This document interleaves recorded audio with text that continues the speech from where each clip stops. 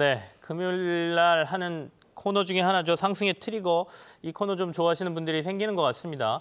수급적인 측면 저희가 보고요. 그리고 앞으로 어느 부분을 관심을 둬야 되는지 상승의 트리거를 찾아보는 시간이죠. 유니스토리 자산운용의 손정호 매니저가 나와 있습니다. 어서 오십시오. 안녕하십니까. 좀 어렵지 않으셨어요, 이번 네. 한 주?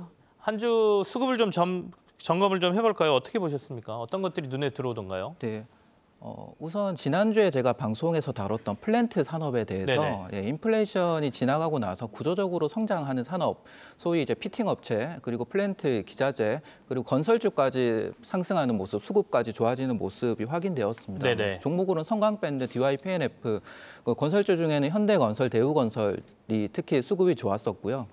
업종으로 가장 강했던 업종은 바이오 업종이었습니다. 그렇습니다. 예, 네. 여전히 바이오가 3주 연속 강한 모습인데 다만 오늘 시점에서 판단해야 되는 부분은 네. 어제 국내 시장에 영향을 줄 수 있는 부분 PC 지표를 발표를 했는데 네네. 인플레이션 지표를 다음 미국의 달에도 PC 지표 말씀하시는 거죠? 확인을 해야 되겠지만 큰 변화는 이 밤 사이에 환율이 크게 하락을 했습니다. 환율이 하락했다는 얘기는 국내 시장에 이제 외국인 수급의 전환, 그에 따라서 기존에 강했던 업종과 새롭게 강해질 업종이 좀 교차할 수도 있겠다라고 판단을 하고 있고요. 네. 하지만 여전히 이제 구조적으로 좋아지고 있는 부분은 이 캐펙스 사이클에 관련된 업종입니다. 뭐 신재생 쪽으로 태양광, 풍력, 원전 할 거 없이 계속 강한 모습을 네. 이번 주에도 보여줬고.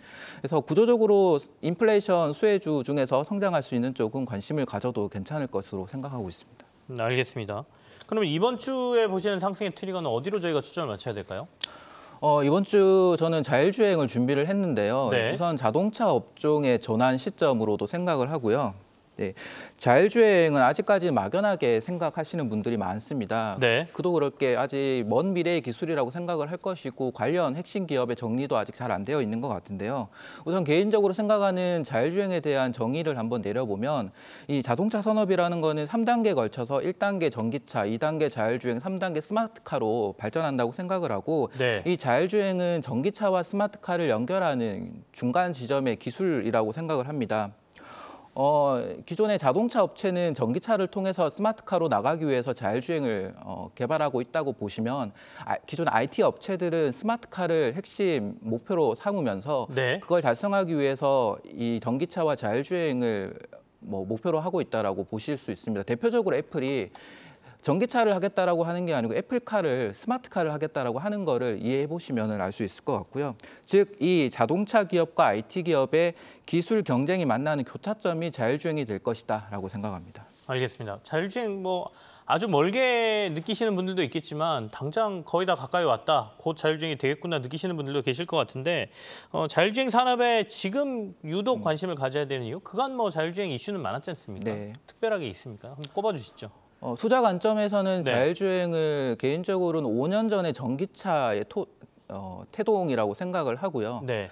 5년 전으로 되돌아가면은 그때 전기차 시장이 이만큼 2차 전지와 함께 성장할 것이라고 생각하지 못했을 것 같습니다. 의구심도 많았죠. 예, 네. 의구심도 많았고 안전에 대한 문제도 있었고요.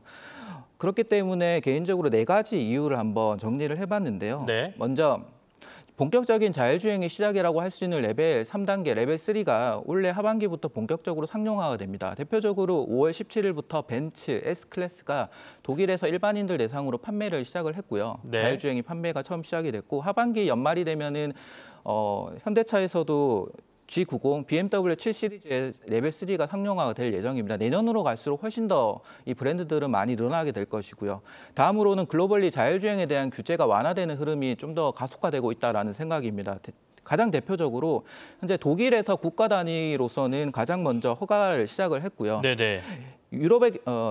미국의 경우에는 일부 주 대상으로 허가를 하고 있는데 주 단위의 도로교통법이 연방교통법으로 좀 만들려고 하는 움직임이 생기고 있는 것 같습니다. 네. 세 번째는 순수 자율주행 기업이 모빌아이가 곧 상장할 예정이고요. 마지막으로 가장 중요한 부분이 될 수 있는 전기차처럼 기술이 발전하는데 가격의 효율이 나타나면서 기업 입장에서는 이익이 발생될 수 있는 시점이 곧 다가왔다라는 점에서 산업의 성장이 가속화될 수 있겠다라고 보고 있습니다. 산업적인 측면에서 가장 마지막에 네. 말씀하시는 게 눈에 좀 들어오는데, 그러니까 네. 전기차가 갑자기 이렇게 많이 팔리기 시작하는 것도 배터리 배터리가 대규모로 생산되기 시작하면서 배터리 가격이 떨어지니까 전기차의 수익성도 좋아지고 경쟁력도 생기는 거 아니겠습니까? 그런 현상들이 지금 자율주행에도 나타나고 있다 이런 말씀이시네요. 네, 맞습니다. 먼저 레벨 3라는 자율주행 단계가 어떤 건지부터 좀 설명을 드릴까요, 그러면?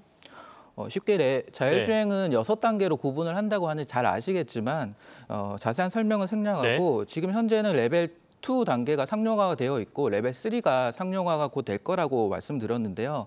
실제로 그 레벨 3를 자율주행의 시작이라고 보는 이유는 운전자의 역할이 주도적인 역할에서 보조적인 역할로 바뀐다는 것이고요. 네네. 그게 규제로서 풀린다는 것입니다. 즉 우리가 핸들을 잡고 있는 거를 놓게끔 만들어주는 규제가 풀린다는 것이고 그에 네. 관련된 이제 보조적인 시스템, 뭐 차선 변경이나 뭐 장애물 회피라든지 이런 기술들이 접목된다라고 보시면 될 것 같습니다.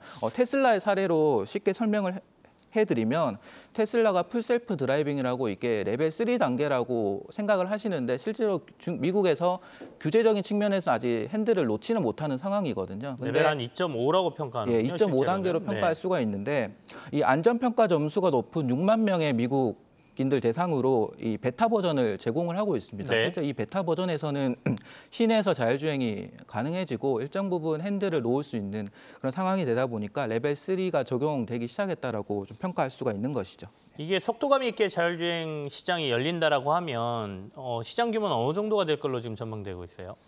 우선은 현재 시점에 이 자율주행의 이 자동차 전체 시장에서 침투율은 0.1%도 안 될 것 같습니다. 개인적으로 봤을 때. 네. 왜냐하면 8천만 대 정도의 자동차에서 자율주행 3단계 이상이 적용된 거는 테슬라 6만 대 정도를 제외하면은 뭐 테스트 물량 정도일 것 같고요. 내년부터 본격적으로 상용화가 된다 하면은 침투율이 1%를 넘어갈 것으로 생각을 하고 이 1%의 의미가 상당히 큽니다. 전기차도 2017년부터 침투율이 1%가 넘어가면서 관련 산업인 대표적인 2차 전지가 성장을 하게 된 것이고요. 2030년이 되면 개인적으로는 38%까지 침투율이 올라갈 것이다라고 본격적으로는 생각을 하고 추정을 해봤는데 다소 공격적이라고 생각할 수도 있겠지만은 가능하다고 보는 게 우선은 테슬라가 2030년이 되면은 전기차를 3천만 대를 생산을 할 겁니다. 네. 그러면 다 자율주행으로 전환된다고 하면 충분히 가능한 수치이고요.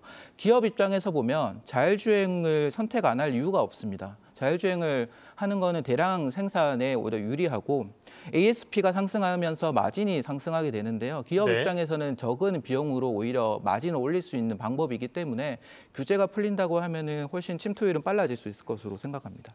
저희가 자율주행이라고 얘기는 하지만 실제로 자율주행과 관련돼서 어떤 밸류 체인들이 이루어져 있고 그중에 우리가 뭘 중심적으로 지금 이 시기에는 봐야 되는지 잘 모르거든요. 밸류 체인 얘기 좀 조금 해볼까요?